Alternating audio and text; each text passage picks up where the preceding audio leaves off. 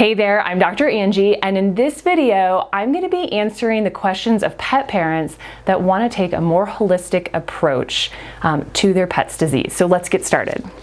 Chris writes, our new kitty was diagnosed with nasopharyngeal stenosis.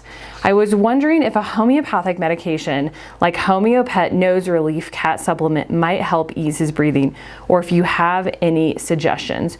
Do you have any experience with this supplement? So I don't think a supplement is necessarily going to help if there is a structural issue. You might consult a surgeon to see if there's any way that there could be widening of the canals. And if that's not the case, I would do something like saline to see if I could help keep it rinsed every day, knowing that you're probably not going to fix the underlying problem. You're just going to have to manage the symptoms every day. Let me know how it goes. Patty writes, I'm wondering if you can recommend a safe, holistic drinking water additive to prevent plaque buildup on my dog's teeth. Patty, the only one that I've used that I thought didn't have terrible ingredients was Healthy Mouths. And that being said, nasal, I'm like on the last question, water additives are only helpful to a point. There's really nothing that can replace brushing every day or every other day. It's worth doing if your dog has a tartar problem, but I wouldn't do it instead of everyday brushing. So check out Healthy Mouth, see if you like the ingredients, and see if it works for your pup, and let me know. And then another Patty writes, my collie has been suffering with sneezing, coughing, and nasal drainage. They performed surgery to clear out his nasal passages but found no abnormalities or blockages in his nose other than a deviated septum. He's been on and off steroids and antibiotics. Any suggestions for a more holistic approach to treat him? Oh, this is really frustrating.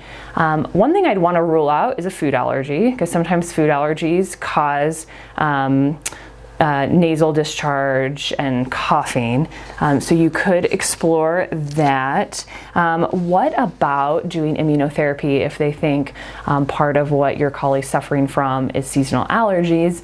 You might consult with a dermatologist, see if you can get some testing done to see what your dog's allergic to, and try immunotherapy. Chris writes, our 7-year-old 60-pound Vizsla was diagnosed with Cushings in late February. We tried multiple doses of trilostane to no relief. We read your blog and switched her to a grain-free diet, CBD oil, and adrenal support, C-Malsan, which is an herb, and RX vitamins probiotic once a day. We've been on it for about a week with no results. I wouldn't expect that you would see results yet. Usually that's going to take 3 to 4 weeks. She's still drinking 20 to 25 cups of water a day, still urinating a lot and having accidents, and still up a few times a night. Any recommendations? So I hear that you switched her to a grain-free diet, but as long as it's kibble, it's probably not going to be as helpful, especially in these like really severe refractory cases. And so I would recommend switching her to a non-kibble, very high protein, low carbohydrate diet, and then give the C-Malsan some more time.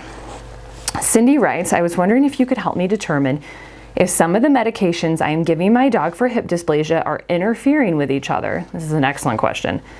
After completing blood work, it came back and she now has liver disease, so she's on Galliprant.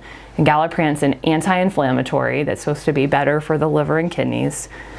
Gabapentin, curcumin, Trixin, which I'm not sure what that is, and now liver tonic.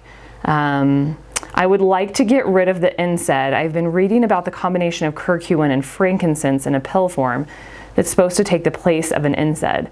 Might the medications or supplements be interfering with each other? I don't see anything on here that I would worry about giving together. I don't know if frankincense given orally will be able to replace the Galliprant.